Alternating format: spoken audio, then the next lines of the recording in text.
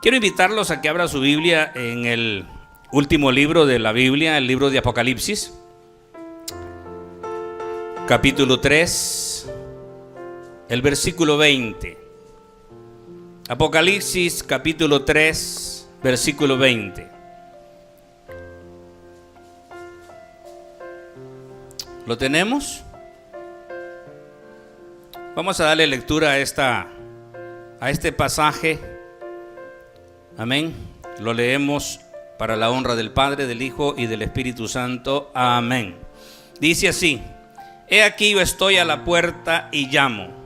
Si alguno oye mi voz y abre la puerta, entraré a él y cenaré con él y él conmigo.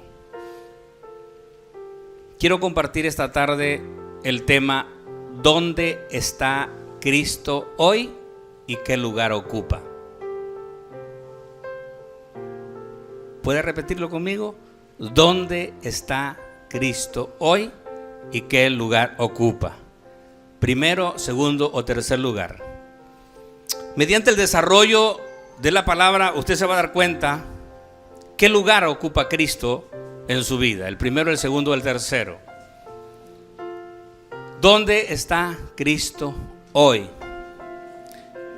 Si nosotros vemos la trayectoria del ministerio del apóstol Pablo, viajó a muchos lugares, y de entre esos lugares que él fue a predicar el mensaje del evangelio, hay un lugar que es conocido geográficamente como el Asia Menor. En el Asia Menor habían 7 ciudades, y en cada una de esas ciudades se levantó una iglesia.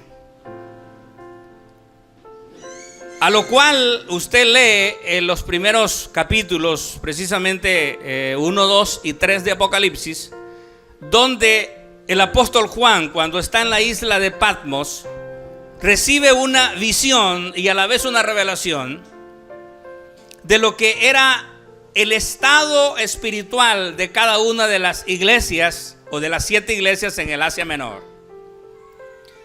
Pero yo no voy a hablar hoy de las 7 iglesias del Asia Menor. Sería insuficiente el tiempo para hablar de las 7. Pero esas 7 iglesias también representan 7 dispensaciones, 7 tiempos. La última iglesia que hubo, mira, había una ciudad, y en esa ciudad el apóstol llega a predicar y se establece una iglesia. Amén. Y esta ciudad se llamaba Laodicea. Laodicea se le llama derechos del pueblo, o derechos humanos, o los que juzgan. Laodicea era una ciudad de gente de mucho dinero. Era una ciudad rica, por decirlo así. Lo cual a esta ciudad, hermanos amados, es dirigida específicamente al ángel de la iglesia. Si usted lee el inicio de cada una de las cartas, de los mensajes,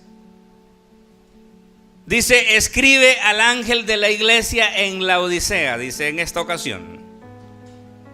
La palabra ángel, no piense usted que está hablando de uno que tiene alas y vuela.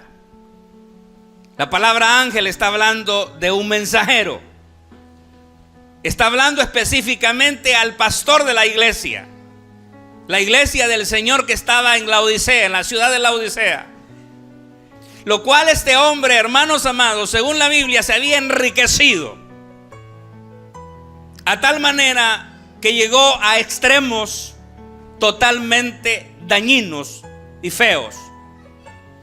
Esta iglesia de Laodicea proféticamente representa la última dispensación y el estado en que la iglesia del Señor se iba a encontrar. Y este tiempo que vivimos, esta iglesia, hermanos amados, la iglesia actual tiene muchas características de la iglesia de la Odisea. Pero la iglesia de la Odisea, hablando un poco de ella, dice la escritura que eran totalmente arrogantes. El Señor se identifica con cada una de las 7 iglesias de una forma bien particular, bien diferente. A esta iglesia yo encontraba algo, oiga bien, una iglesia orgullosa, una iglesia arrogante, una iglesia independiente, una iglesia fría o una iglesia indiferente, por si no me entiende la palabra fría.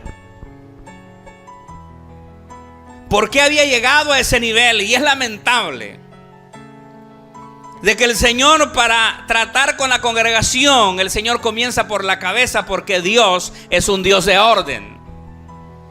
Dice la Biblia que Dios comienza por la cabeza cuando unge. Luego en la misma unción viene sobre la barba y luego sobre las vestiduras. Eso representa un orden divino, lo cual Dios hace las cosas bien hechas. Entonces el Señor, para tratar con la iglesia, se dirige a la cabeza que había puesto, al que dirigía. Y en este caso era el ángel de la iglesia, el pastor, dicho en otras palabras, el mensajero de Cristo. Y había llegado tanta, hermano, tanta provisión. Una iglesia sin visión era la iglesia de la Odisea. Cuando una iglesia ha perdido la visión, las cosas se malinterpretan. Esta iglesia había interpretado que era una iglesia bendecida porque había mucha riqueza. En la actualidad aún hay pastores que están enseñándole a la iglesia que el cristiano, que el hijo de Dios, que no está en bendición, está en maldición. O sea, el que no tiene prosperidad, entiéndame bien, abróchese bien su cinturón porque esto viene fuerte. Le llaman que el hermano en Cristo que está pobre financieramente está bajo maldición, porque les está pasando igual que la iglesia de la Odisea. Ellos habían interpretado y aplicado que ellos eran una iglesia bendecida, una iglesia prosperada. Y le digo esto, no hay nada de malo en prosperar financieramente, no hay nada de malo en ello. Lo malo es poner la mirada en la provisión. Ahora, ¿cuál es la mala interpretación que esta iglesia le da aún en la actualidad? Confunden provisión con bendición. Es lamentable que en la actualidad pastores estén enseñando a la iglesia de que un creyente pobre financieramente está bajo maldición. Y ese es uno de los peores errores que se pueden cometer. Yo le dije a alguien ya días y se molestó conmigo, porque le dije: pastor, usted ha malinterpretado la palabra provisión por bendición. La bendición es espiritual, la provisión es material. Si Dios a una iglesia le da una visión, le va a dar la provisión. Y si le da la provisión, le va a dar la protección. Lo que Dios nos da y lo que Dios nos dé materialmente, eso no es bendición. Diga conmigo, eso es provisión. La bendición es espiritual. Hermano, ¿qué mayor bendición tiene usted como hijo, como hija de Dios, que tener la salvación, que tiene el precio más grande, lo cual no hay en aspectos de números calcular? O sea, tiene tanto valor su salvación que no hay precio para ello. Oiga, tiene tanto valor que no hay precio para ello. Entonces, esta gente actualmente, algunos ministerios, algunas iglesias, algunos ángeles de Dios o algunos pastores están haciéndole creer a mucha gente que ellos están en maldición porque viven una vida pobre materialmente. Y le digo así, hermano, a mí eso me duele, ¿sabe? Porque yo soy un maestro de la palabra, yo soy un hombre que estudia la palabra y me doy cuenta de que son errores, horrores diría. Gente, hermano, que caminan casi muertos. Psicológicamente están siendo dañados, afectados desde los púlpitos, haciéndole creer, hermano, cosas que ni por cerca la Biblia habla de ellas, o cosas malinterpretadas. ¿Se imagina confundir provisión con bendición? Si usted lee el libro de Job, dice que Job era un hombre bendecido. Pero ¿cuál era la bendición? La bendición era invisible, porque la bendición era la protección que Dios había puesto alrededor de él, de su esposa, de sus hijos y de todos los bienes que Job poseía. Esa era la bendición. Lo que él poseía no era bendición, era provisión de Dios. Entonces hoy, usted y yo debemos tener bien claro y analizar esto bien. Y cuando usted escuche a alguien en este púlpito, sea quien sea, analice punto por punto lo que va exponiendo. Yo le decía a un pastor el domingo pasado que fuimos a visitar a otro pastor, y él se reía porque yo le dije: pastor, usted y yo somos gente que no cualquiera nos da de comer, no cualquiera nos va a alimentar. A nosotros no nos va a convencer con 30 gritos y 20 saltos y unos 30 golpes en el púlpito. A veces las palabras convencen, pero los hechos arrastran. Y esta iglesia, yo veo en esta iglesia una iglesia arrogante, y le digo por qué. Porque el ángel de la iglesia, el pastor de la iglesia, llegó a decir: yo soy rico y me he enriquecido. Escucha lo siguiente: y de ninguna cosa tengo necesidad. Por favor, de ninguna cosa tengo necesidad. ¿No le suena arrogante eso? Aparte de arrogante, esa es una evidencia de, hermano, prácticamente una desconexión divina. Eso simple y sencillamente está hablando de independencia.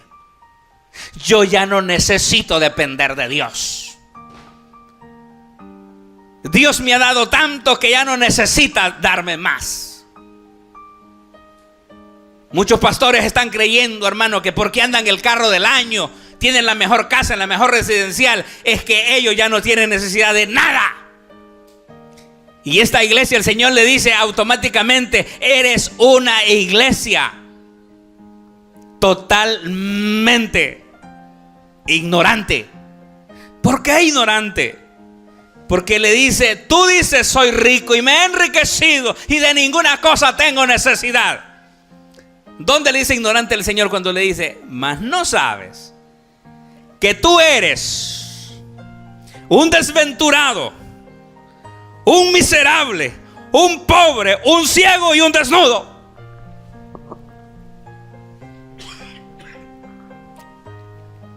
¿Se da cuenta? ¿Se da cuenta cómo estaba este ángel de esta iglesia? ¿Cómo el Señor le dice, hermano? Miserable, pobre, ciego, desventurado, miserable, pobre, ciego y desnudo. Mire qué calificativos divinos le da el Señor a este ángel. Y el Señor, cuando va a decir las cosas, hermano, las dice de frente.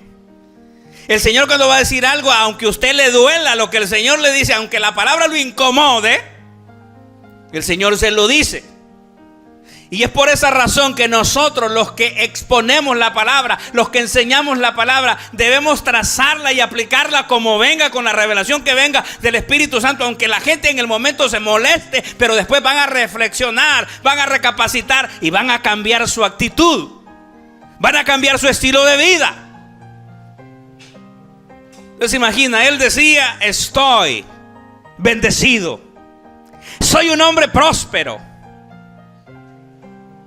Mas era un ignorante, porque el Señor le dice lo que realmente era: desventurado, miserable, pobre, ciego y desnudo. Si analizamos esos 5 calificativos divinos, De ahí hay un tremendo mensaje solo en esa parte.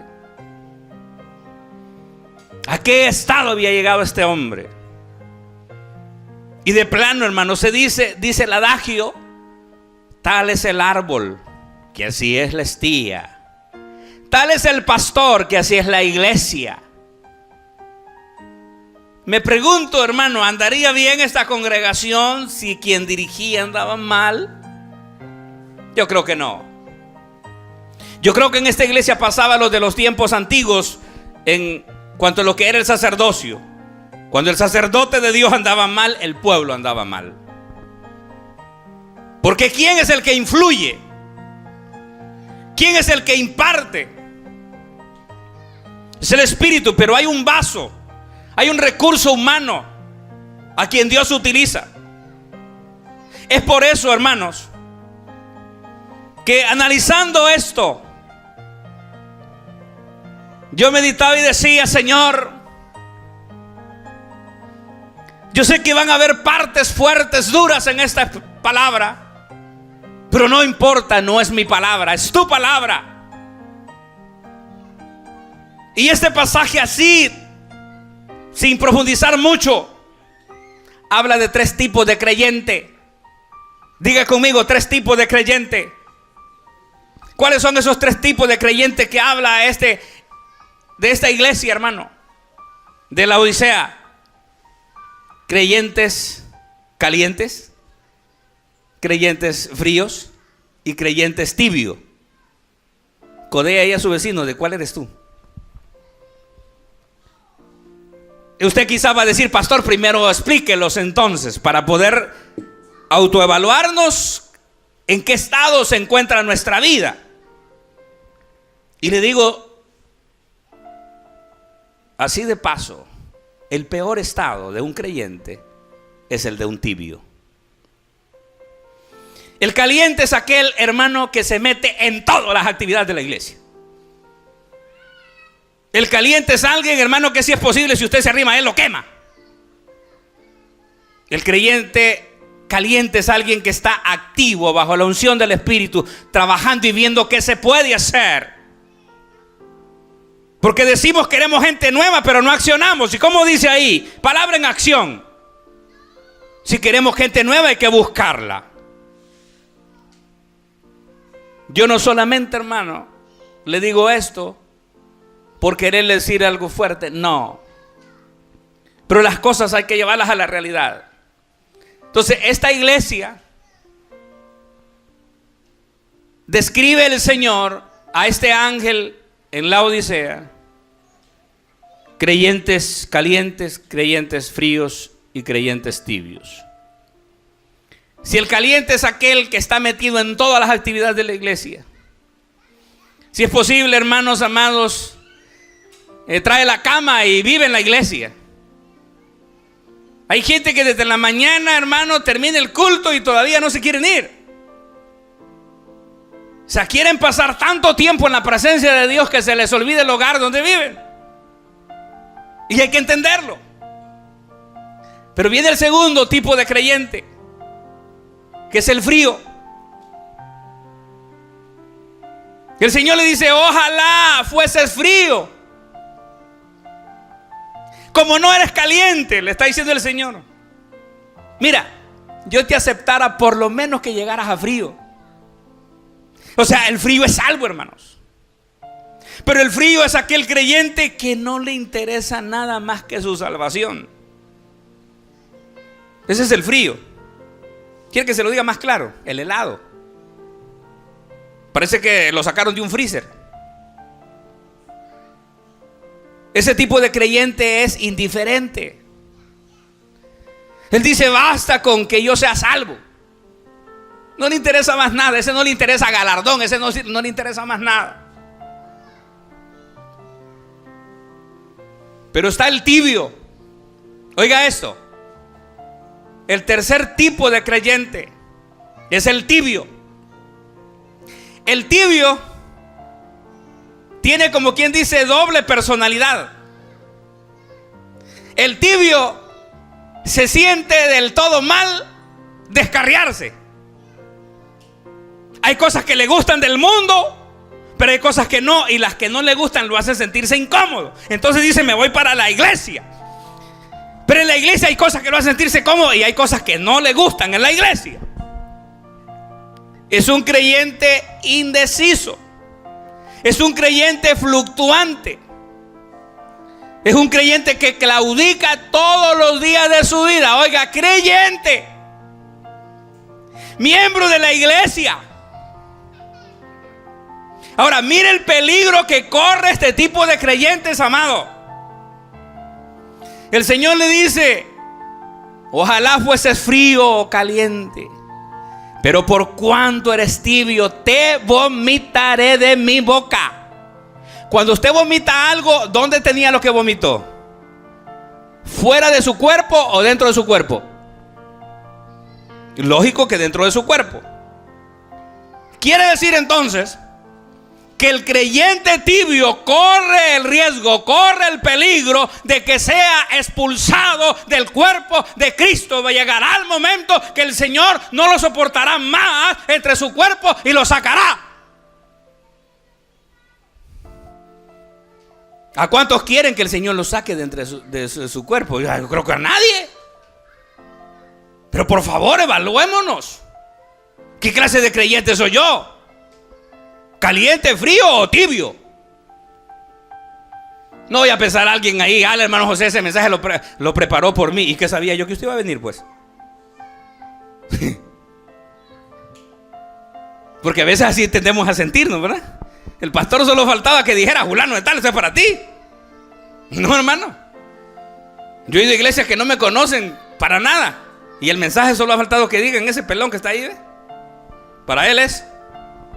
O sea, la palabra le llega como anillo al dedo. Entonces, mire, esta iglesia, esta persona, este ángel, este pastor, como queramos llamarle hoy, mire qué terrible situación se cae.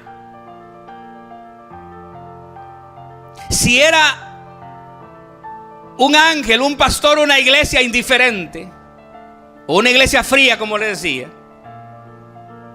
la característica de una persona fría es indiferente.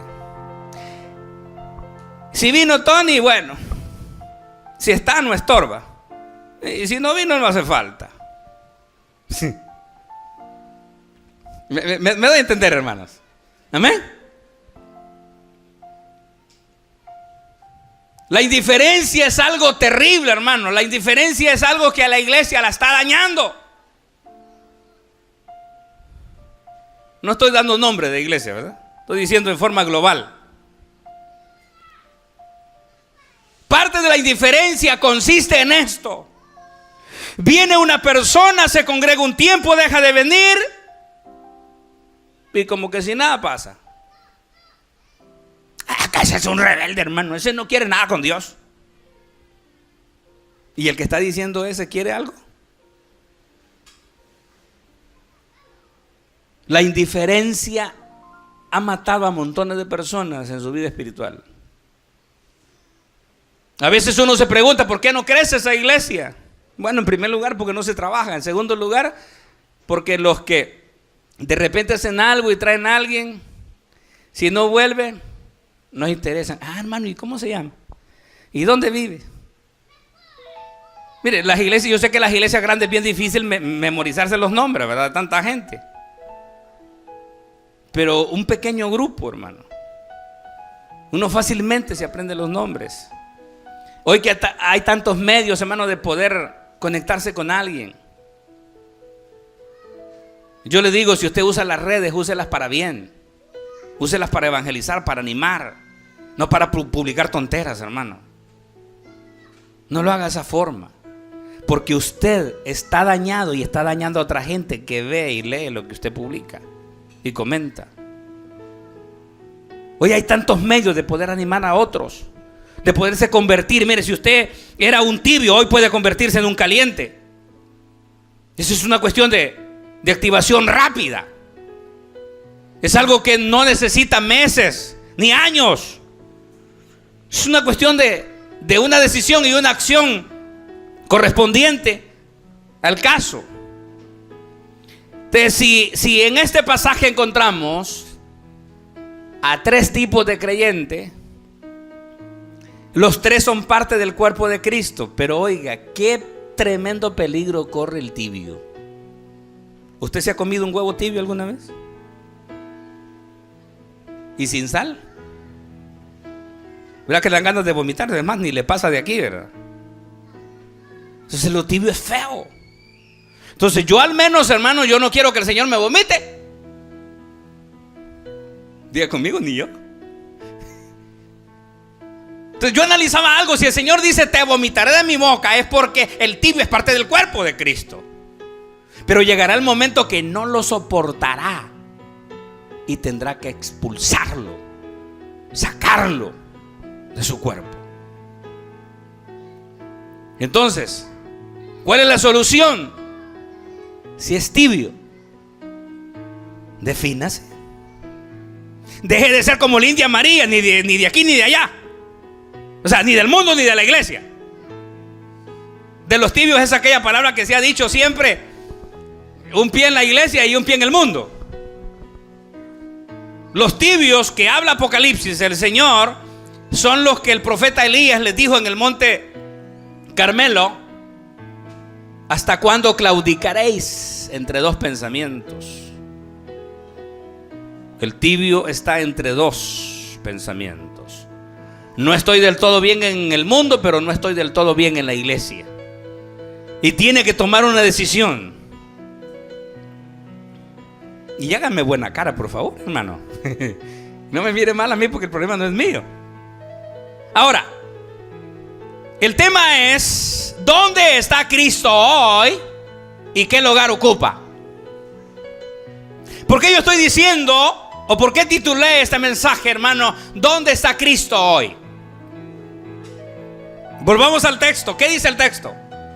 He aquí, yo estoy a la puerta y llamo. Amén. Cuando usted llega a una casa y está cerrada la puerta, ¿qué es lo que usted hace? ¿Verdad que toca la puerta? Para que le abran y usted poder entrar. Entonces el Señor dice: he aquí estoy a la puerta y llamo. Si dice aquí estoy a la puerta y llamo, significa que Cristo está afuera de la reunión.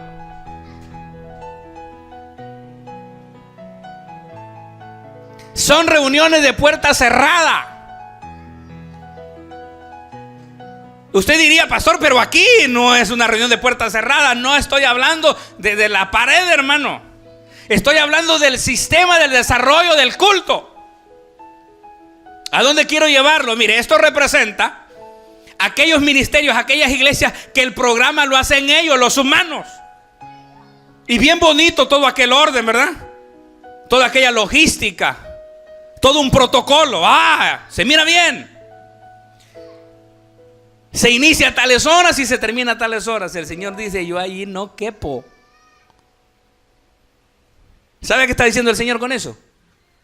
A mí no me dejan manifestarme, a mí no me dejan entrar. Dicen ser una iglesia mía, pero lo que es mío me da lugar a mí. ¿Cuántos dicen amén? Entonces, hermano, no es la apariencia de cristiano que usted muestre. No es el rótulo que diga soy cristiano. No es la camiseta que anda un texto bíblico. No.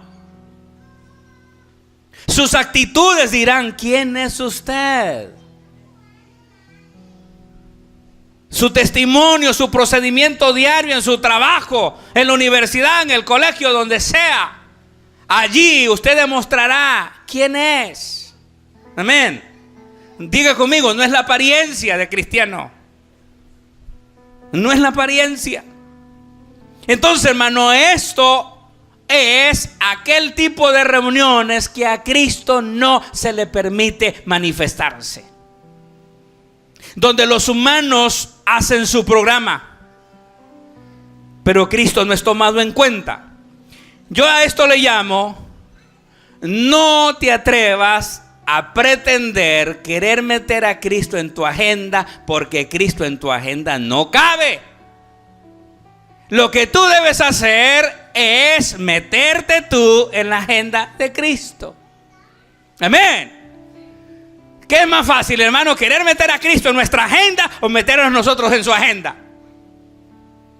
No me vaya a malinterpretar de que yo no estoy de acuerdo con el orden, por favor. No estoy diciendo eso. Estoy diciendo que hagamos programa, pero que sea un programa flexible, accesible. Que si Cristo quiere intervenir, que intervenga. Que si Cristo quiere que nosotros terminemos esta reunión a las 12 de la noche, esta iglesia es de Él. ¿Cuántos le alaban al Señor en esta hora? ¿Cuántos le aplauden al Señor? ¡Aleluya! Que Él intervenga como lo hacía en la iglesia primitiva. Que Él haga lo que le pegue la gana con su iglesia. Que haya manifestación de Él. Entonces, hermano, ¿cuántas veces el Señor habrá estado tocando en cada reunión aquí? Déjenme entrar. Quiero manifestarme. Quiero hacer de las mías con esta casa, con esta iglesia, porque es mía. ¿Cuántas veces el Señor dice: yo he tocado muchas veces a la puerta de tu corazón y te he dicho, déjame entrar? Por eso titulé el mensaje: ¿dónde está Cristo? ¿Dentro de ti o fuera de ti? Si me dices está dentro de mí, entonces te voy a decir: demuéstralo. Porque no son las palabras se las lleva el viento. Las acciones son las que pesan. Y las acciones son las que dicen quiénes somos. ¿Dónde está Cristo? ¿Está en nuestra vida? Porque ahí le dice: si alguno oye mi voz. ¿Cuántas veces hemos oído la voz del Señor? Audible de Él. Hey, levántate. Quiero hablar contigo. Es mi pensamiento. Eso no es del Señor. Y es la voz del Señor. La voz del Señor es bien suave, hermanos. Yo le decía a alguien algo, que en el reino, que en la iglesia suceden cosas, o a uno personalmente. No voy a decir el nombre, pero antes de venirnos para acá, precisamente mi esposa y yo íbamos a otro ministerio. Y un día, claramente a la hora del almuerzo, hermana, estoy con un hermano que iba a esa iglesia. Y el Espíritu Santo, ahí en la mesa estábamos almorzando, me dice: no te involucres con la gente porque te va a acarrear problemas.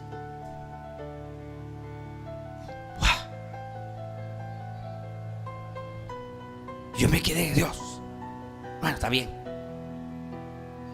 Pero mire, como que me pusieron una pajilla ahí en el oído.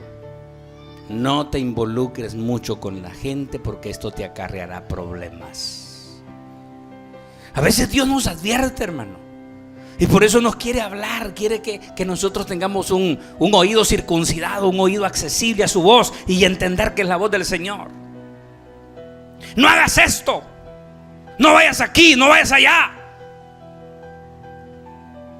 Sí, ha habido gente, hermano de Dios, que han ido para otro lugar y están esperando un bus de una empresa, y pasa el bus y el Espíritu le dice: no te vayas en ese bus.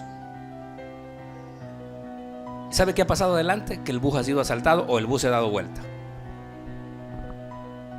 Entonces dice: si alguno oye mi voz, oiga, que no es en forma colectiva, no es en forma global que el Señor habla, es en forma individual. Si alguno oye mi voz, ¿y qué? Y abre la puerta, ¿qué dice? Entraré a él, entraré en él. Oiga, cenaré con él y él conmigo. ¿Cuántos están cenando con el Señor hoy? ¿Cuántos quieren invitarlo a cenar al Señor hoy?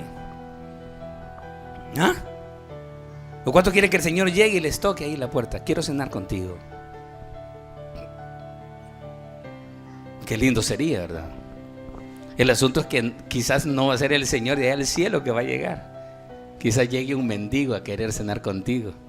No, este no es el Señor. Y el Señor va representado ahí en esa persona, hermano. Entonces muchas veces no entendemos cuando Él quiere hacer algo. Entonces, ¿dónde está Cristo hoy? Si decimos está dentro de mí, entonces el desafío es demuéstrelo. Y el tema es, ¿dónde está Cristo y qué lugar ocupa? ¿El primero, el segundo o el tercero? ¿Qué lugar ocupa? Pónganse de pie. El Señor quiere ocupar en nuestra vida el primer lugar.